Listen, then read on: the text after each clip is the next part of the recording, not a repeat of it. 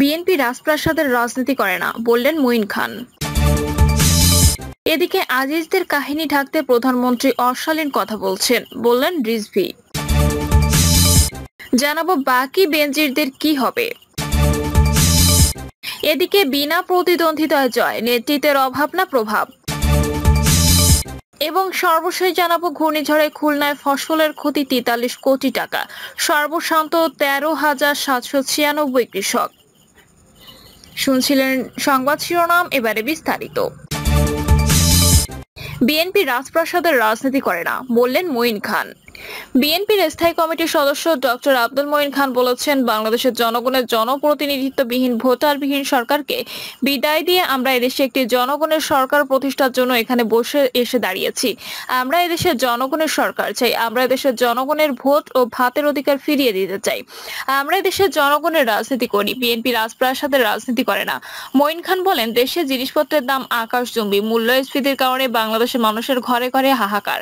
মানুষের অর্থনীতিকে ধ্বংস করে দিয়েছে এই সরকার, দেশের ব্যাংকিং ব্যবস্থাকে ধ্বংস করে দিয়েছে, এদেশ থেকে লাখ লাখ কোটি টাকা পাচার করেছে। তাই এই পরিস্থিতির আলোকে বাংলাদেশের মানুষের বেঁচে থাকার অধিকার ফিরিয়ে আনতেই আমাদের এই আন্দোলন। গণতন্ত্র পুনরুদ্ধারের এই লড়াইয়ে দলের সব স্তরের নেতাকর্মীদের শপথ করিয়ে ঢাকা মহানগর উত্তর বিএনপির সদস্য সচিব আমিনুল হক বলেন, আওয়ামী ফ্যাসিবাদী সরকারের পতনের মাধ্যমে গণতন্ত্র পুনরুদ্ধার এবং জনগণের ভোট ও ভাতের অধিকার ফিরিয়ে না আসা পর্যন্ত আমরা কেউ ঘরে ফিরে যাব না।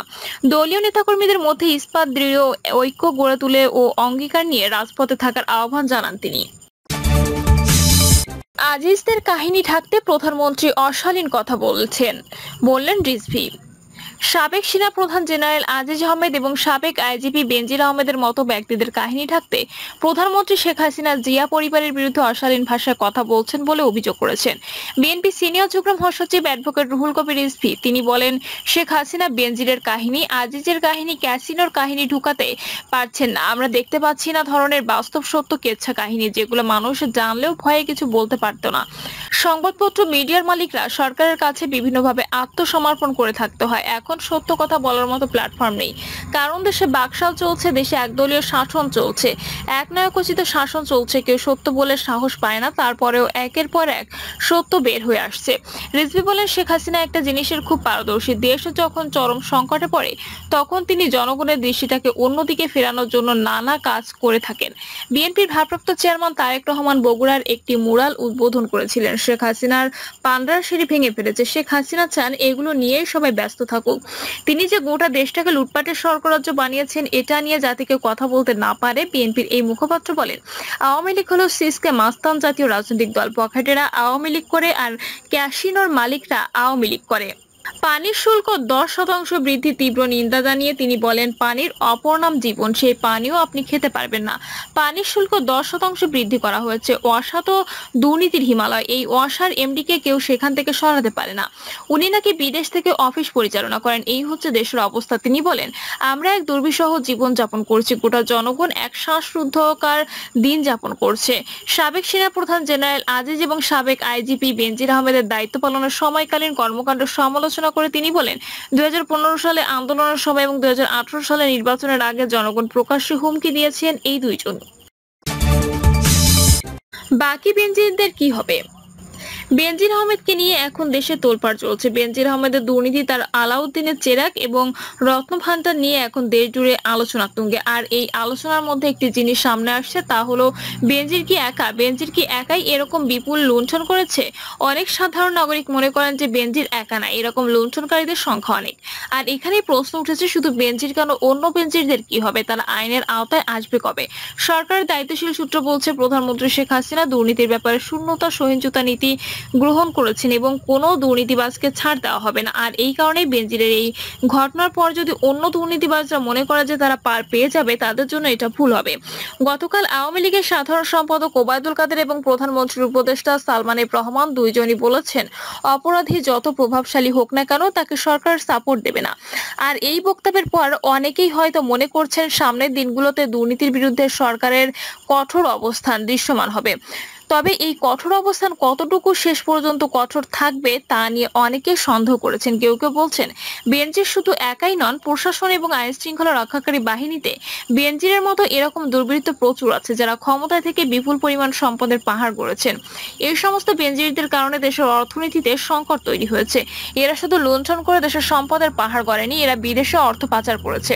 দুর্নীতি দমন কমিশনে বলছেন বেনজিরের দেশে যেমন সম্পদ আছে তেমনি বিদেশের সম্পদ আছে। বিভিন্ন দেশের কথা দুর্নীতি দমন কমিশন উল্লেখ করে বলেছেন যে এই সমস্ত দেশে হয়তো তারা অর্থ পাচার করে থাকতে পারে। আর এটি যদি সত্যি হয় তাহলে পরে বেনজিরের মতো আরো যারা অর্থ পাচারকারী আছে তাদেরও আইনের আওতায় আনা উচিত বলে সাধারণ মানুষরা মনে করেন। বিশ্লেষকরা বলছেন বেনজিরের এই ঘটনা সকলের জন্য একটি শিক্ষা এবং এই ঘটনার মাধ্যমে সরকারের জন্য কতগুলো অনিবার্য দায়িত্ব সামনে এসে দাঁড়িয়েছে। তার মধ্যে প্রথমত যারা শীর্ষ পদে আছেন তাদেরকে নজরদারিতে রাখা এবং জবাবদিহিতার মধ্যে আনা অত্যন্ত জরুরি। দ্বিতীয়ত তারা কি করছেন না করছেন সে সম্পর্কে খোঁজ খবর নেওয়া দরকার। তৃতীয়ত এই ধরনের নিয়োগের আগে তার অতীত, ট্র্যাক রেকর্ড এবং তার মানসিকতাও গভীরভাবে পর্যবেক্ষণ করা উচিত।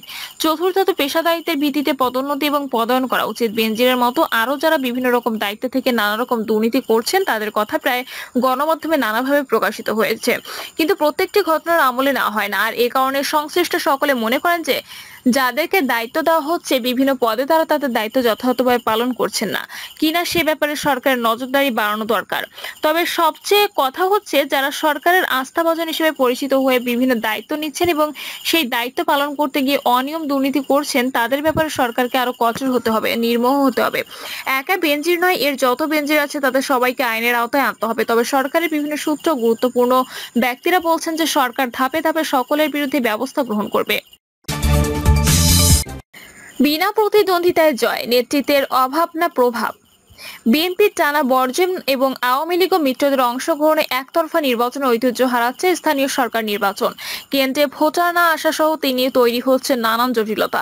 এরই মধ্যে কম ভোট হারের রেকর্ডও গড়েছে ষষ্ঠ উপজেলা পরিষদ নির্বাচন। 3 ধাপের কোনোটিতে পড়েনি 40% ভোট। পাশাপাশি প্রথম 3 ধাপে 58 প্রার্থী বিনা প্রতিদ্বন্দ্বিতায় নির্বাচিত হয়েছেন। এবার নির্বাচন প্রতিদ্বন্দ্বিতাপূর্ণ অংশগ্রহণমূলক করতে দলীয় প্রতীক রাখা হয়নি।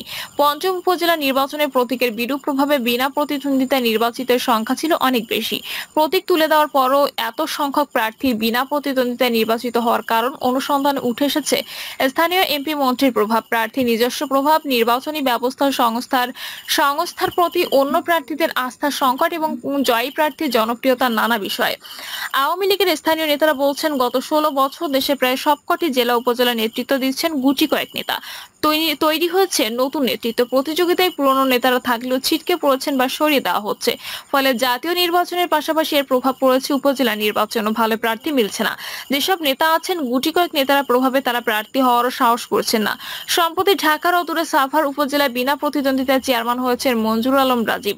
তার বিনা প্রতিদ্বন্দ্বিতায় নির্বাচিত হওয়ার বিষয়ে উপজেলা আওয়ামী লীগের প্রচার ও প্রকাশনা সম্পাদক মোহাম্মদ কামরুজ্জামান খান বলেন, স্থানীয় সংসদ সদস্যের সমর্থন ছিল বিনা প্রতিদ্বন্দ্বিতায় নির্বাচিত রাজীবের উপর। সাবেক এমপি ডক্টর এনামুর রহমান তার সমর্থক ছিলেন। ঢাকা 2 আসনের সংসদ সদস্য অ্যাডভোকেট কামরুল ইসলাম তার সমর্থক। এছাড়া সাভার উপজেলা আওয়ামী লীগে তার সমসাময়িক নেতৃত্ব আনি। সাবেক ছাত্র দলের মধ্যে তিনি সবার প্রিয়ভাজন। জাতীয় পার্টির নেতৃত্বে যারা আছেন তারাও তাকে সমর্থন করেন। বিশেষ করে ঢাকা 19 আসনে নৌকার প্রার্থীর পরাজয়ের পর অনেক নেতার ভোট ব্যাংকের পুরনো হিসাব পাল্টে গেছে, তাই অন্য কেউ ঝুঁকি নিতে সাহস করেনি। সাবেক উপজেলা চেয়ারম্যান ফিরোজ কবিরও সমর্থক দিয়েছেন রাজীবকে। এমনকি গত নির্বাচনে যারা সাবেক এমপি মুরাদ জং এর পক্ষে নির্বাচন করেছিলেন তারাও রাজীবের প্রচারণায় ছিলেন সরাসরি। সব হিসাব মিলিয়ে রাজীব একক প্রার্থী হন।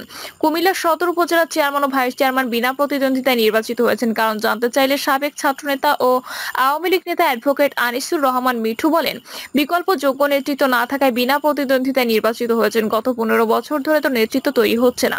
যে যেখানে বসছে সেখানেই যোগ্য থাকছে। এসব কারণে প্রার্থীর সংকট ছিল। আমাদের কেউ যদি আগ্রহী হতো এরপর কেউ তাকে বাধা দিলে বা চাপ প্রয়োগ করলে বলতে পারতাম বা অভিযোগ করতে পারতাম। কেউ তো আগ্রহ প্রকাশ করেনি, বরং টাকা দিয়েও কাউকে প্রার্থী করা যায়নি। সুশাসনের জন্য নাগরিকের সম্পাদক ডক্টর বদুল আলম মজুমদার বলেন, বিনা প্রতিদ্বন্দ্বিতায় নির্বাচিত হচ্ছে নেতৃত্বের প্রভাবে।